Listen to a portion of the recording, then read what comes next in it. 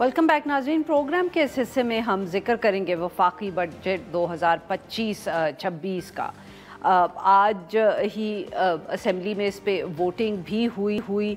कौमी असम्बली के इजलास के अलावा आज जो वफाकी काबीना था उसका भी इजलास हुआ और जो तरमीम की गई थी बजट में, अब जब वो प्रेजेंट हुआ है पार्लियामेंट में तो उसके बाद वो जो तरमीम थी उसकी भी मंजूरी आज काबीना से ले ली गई। कुछ कवानीन हैं उनकी भी तरमीम की ज़रूरत है, तो उस पर भी आज असूली जो मंजूरी थी उसकी वो काबीना ने दे दी है।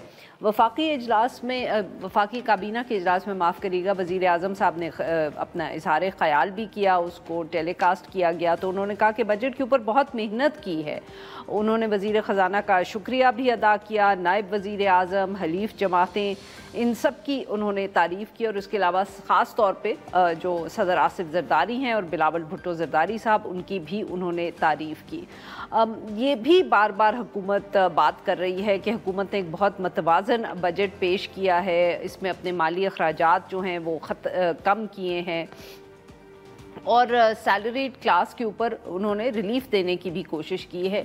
ये मौक़िफ़ हुकूमत का रहा है क्योंकि पिछले साल बहुत तनकीद हुई थी उन पे, तो उसके बाद इस बजट में उन्होंने उस पर रिलीफ देने की कोशिश की है, मगर फिर भी तनकीद तो इस बजट पर हो ही रही है।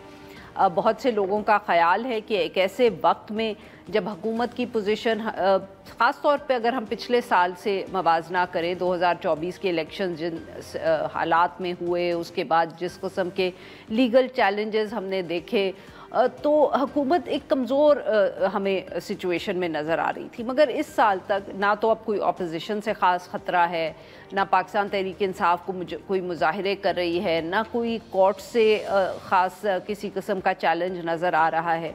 और फिर भारत के साथ जो एक थोड़ा सा कॉन्फ्लिक्ट हुआ, उसके बाद हुकूमत और मजबूत हुई, सारी दुनिया में भी बहुत तारीफ़ हुई। तो बहुत से लोगों का ख़याल था कि ये एक ऐसा मौका है कि हुकूमत एक ज़्यादा ट्रांसफॉर्मेशनल बजट पेश कर सकती थी, ज़्यादा कुछ मुश्किल फ़ैसले कर सकती थी।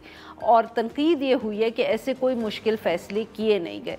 ऑब्वियसली हुकूमत का इसके ऊपर मौक़िफ़ जो है वो बिल्कुल ही मुख्तलिफ है।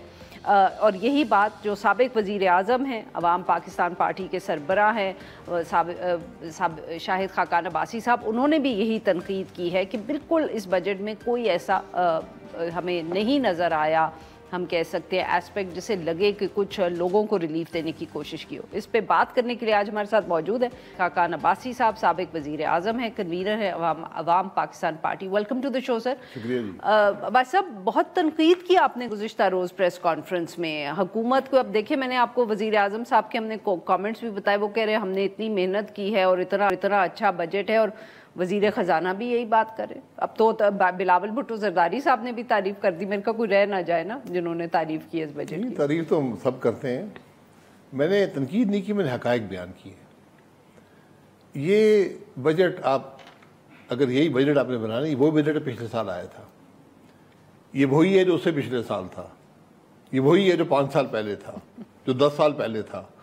और तो क्या तब्दीली होनी चाहिए? तब्दीली देखें, बजट जो होता है वो आपकी पॉलिसीज़ की अक्कासी करता है, उसके रिजल्ट्स को इस्तेमाल करके मुल्क को एक डायरेक्शन देता है। आपने चूँकि रिफॉर्म ही नहीं किए, आपने कोई इस्लाहात नहीं की, आपकी कोई पॉलिसी नहीं है, तो आप क्या बजट देंगे? आप अकाउंटिंग बजट देंगे कि ये मेरे अखराजात हैं, इनको मैं इतना बढ़ा रहा हूँ तो मुझे कुछ तो रेवेन्यू मिल जाएगा इजाफी, जो मैं ग्रोथ हो रही है मुल्क में आबादी की, और वैसे भी इन्फ्लेशन, ये दो चीज़ें मिलाकर कुछ मुझे इजाफी टैक्स वहाँ से मिल जाएगा और बाकी मैं इजाफी टैक्स कुछ लगा दूंगा अवाम पर और खसारा कुछ और ऐड कर दूंगा मुल्क में, और ये मेरा बजट है। आपने इतनी भी कोशिश नहीं की कि अपने अखराजात ही कम कर देते। 16% फेडरल गवर्नमेंट के अखराजात में इजाफा हो गया है। भाई आप ये ख़त्म करें, इतनी बड़ी गवर्नमेंट को, इसको कम करें। इससे मैं रकम की बात नहीं कर रहा, रकम तो एक सेकेंडरी चीज़ है, ये एक सोच की अक्कासी है। जिस मुल्क में असम्बली के मेंबरान इन हालात में, जो आज मुल्क के हालात हैं, जो अवाम के हालात हैं, आपने अपनी तनख्वाहें 400-500% तक बढ़ा ली है। 188% वफाकी काबीना ने बढ़ा ली है। چیئرمین سینٹ اور اسپیکر قومی اسمبلی نے تو خیر نیا ریکارڈ قائم کیا 800%. 2.5 لاکھ سے اس پہ ہی تبھی تو وزیر اعظم صاحب نے پھر غالباً نوٹس لے لیا، جبکہ یہ کوئی نہیں حکومت میں بتا سکتا کہ وہ اجازت کس نے دی. نہیں، نوٹس وہ لے نہیں سکتے. اچھا، وہ نہیں لے سکتے. وہ نہیں لے سکتے نوٹس. یہ ادارے انڈیپینڈنٹ ہے فائنینشلی. یہ ان کی سوچ ہونی چاہیے تھی.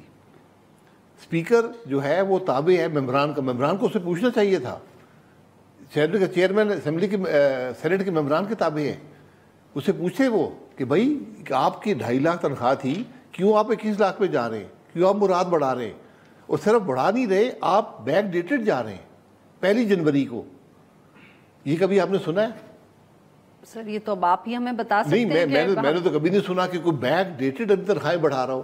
پھر آپ جو انکریز ہے اپنے جو آپ نے سول سرونٹ، وہ 10% ہے جو سول سرونٹس کا ہے جی، تو آپ کیسے جسٹیفائی کرتے ہیں کہ آپ کو زیادہ تنخواہ آپ کی بڑھنی چاہیے؟ سر ان کی، اگر میں آپ کو ان کی منطق بتا سکوں جو ہمیں بار بار بتائی جاتی ہے، وہ یہ ہے کہ ہم بیچارے ہمارے اوپر بھی بہت زیادہ انفلیشن کا دباؤ ہے، اور ہماری تنخواہیں آخری مرتبہ بہت سال پہلے 10 سال سے بھی غالباً پہلے بڑھی تھیں. تو یہ آپ کی غلطی ہے نا. جی ناظرین، یہاں پہ لیتے ہیں ایک چھوٹی سی بریک.